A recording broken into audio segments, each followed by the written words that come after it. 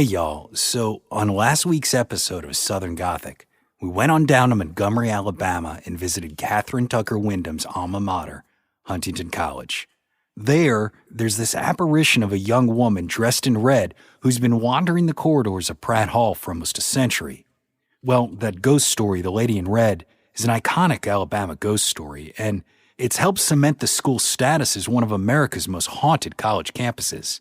But just like Catherine Tucker Wyndham isn't the only famous author to come out of Huntingdon, the Red Lady ain't the school's only spook. There's another one, and he's known simply and endearingly as Frank the Library Ghost.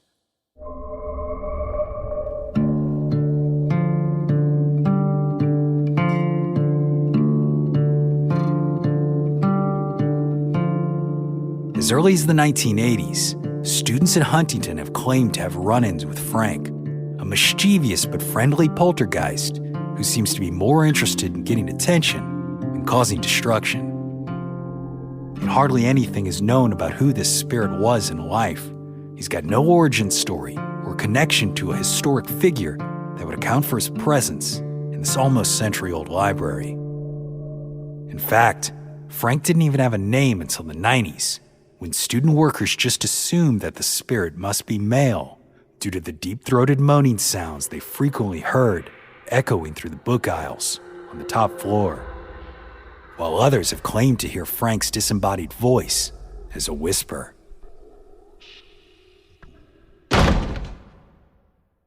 Despite these chilling sounds, the peaceful poltergeist is probably best known for moving things.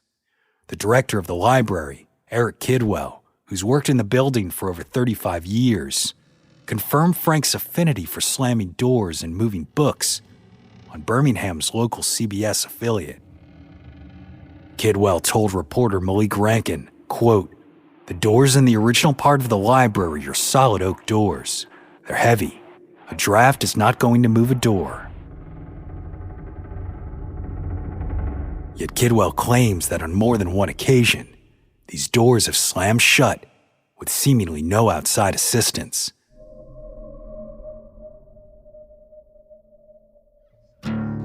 According to the library's website, there was also a wheeled office chair that was said to be Frank's favorite, as in the mornings, it was often mysteriously found in a different location from where it had been left the night before. Unfortunately, the chair's infamy was its demise, and Frank's chair disappeared completely during the 2013 and 14 school year, although it was believed to have been stolen. The website claims, quote, "Frank was not pleased," end quote, but they didn't elaborate on exactly how forcefully he expressed his displeasure. Perhaps most unsurprising for a library ghost is Frank's fondness for playing with books.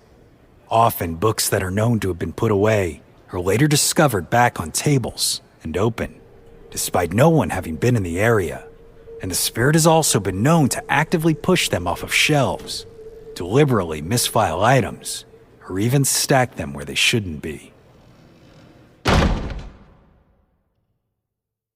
Obviously, whoever Frank the Library Ghost is, he's certainly more of a prankster than a spirit who would do any actual harm. And if there are any negative repercussions to this haunting, it's merely that students have lost their ability to concentrate in his presence.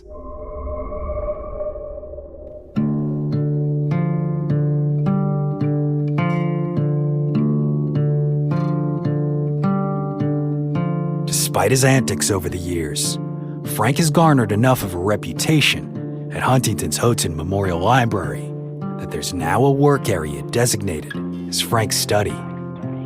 Notably, his space is directly across from the Catherine Tucker Wyndham study, and although she never wrote about Frank the Library Ghost, she certainly helped put Huntington on the map of haunted universities, giving way to Frank's own infamy.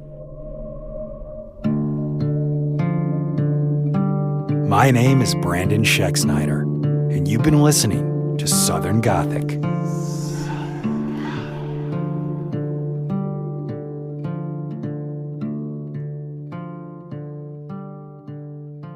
Southern Gothic is an independently released podcast. written and produced by Brianne and Brandon Schexnayder. If you enjoyed this episode, please consider becoming a Patreon supporter. Not only will you help us sustain our growth and continue releasing episodes like this one, but you'll receive access to special members-only content and swag. The link is in the show notes. Lucky Little Shack.